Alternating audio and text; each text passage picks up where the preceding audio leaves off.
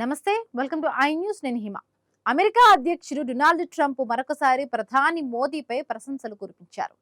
మోదీ యుద్ధాలకు దూరంగా ఉండే తెలివైన నాయకుడని, భారత్లో ఇప్పుడు న్యాయమైన వ్యాపారం జరుగుతోందని వ్యాఖ్యానించారు. అయితే గతంలో భారత్ అమెరికాను ఆర్థికంగా నష్టపరిచిందంటూ ఆసక్తికరమైన వ్యాఖ్యలు చేశారు.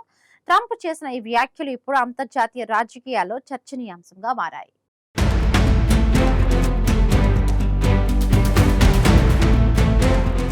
అమెరికా అధ్యక్షుడు డొనాల్డ్ ట్రంప్ ప్రధాని మోదీపై ప్రశంసల వర్షం కురిపించారు. ప్రధాని చాలా మంచి నాయకుడు, ఆయన యుద్ధాలకు దూరంగా ఉంటారు, అది చాలా తెలివైన నిర్ణయమని ట్రంప్ వ్యాఖ్యానించారు. భారత్ ప్రపంచంలోని అత్యధిక జనాభా కలిగిన దేశమని పేర్కొంటూ 1.5 బిలియన్ ప్రజలకు నాయకత్వం వహించడం చిన్న విషయం కాదు అన్నారు. అమెరికా భారత సంబంధాలు ప్రస్తుతం బలంగా ఉన్నాయని, రెండు దేశాల మధ్య వాణిజ్య సంబంధాలు మరింత విస్తరిస్తున్నాయని ట్రంప్ తెలిపారు.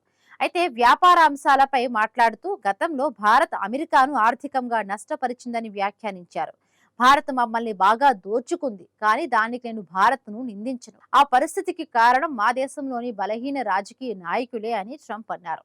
ఇప్పుడు మాత్రం రెండు దేశాల మధ్య న్యాయమైన వాణిజ్య ఒప్పందాలు కుదురుతున్నాయని, అమెరికా ప్రయోజనాలను కాపాడుతున్నామని ఆయన స్పష్టం చేశారు. ఇప్పుడు మేము చాలా వ్యాపారం చేస్తున్నాం, కానీ గతంతో పోలిస్తే భారత్ కు అంత ప్రయోజనం లేకపోవచ్చు అని ట్రంప్ పేర్కొన్నారు. అయితే చివరలో ప్రధాని మోదీని ప్రశంసిస్తూ మోదీ గొప్ప నాయకుడు అని ట్రంప్ వ్యాఖ్యానించారు. ట్రంప్ వ్యాఖ్యలు భారత్ అమెరికా వాణిజ్య చర్చలు, సుంకాలు, వ్యూహాత్మక భాగస్వామ్యం వంటి అంశాల నేపథ్యంలో ప్రాధాన్యత సంతరించుకున్నాయి.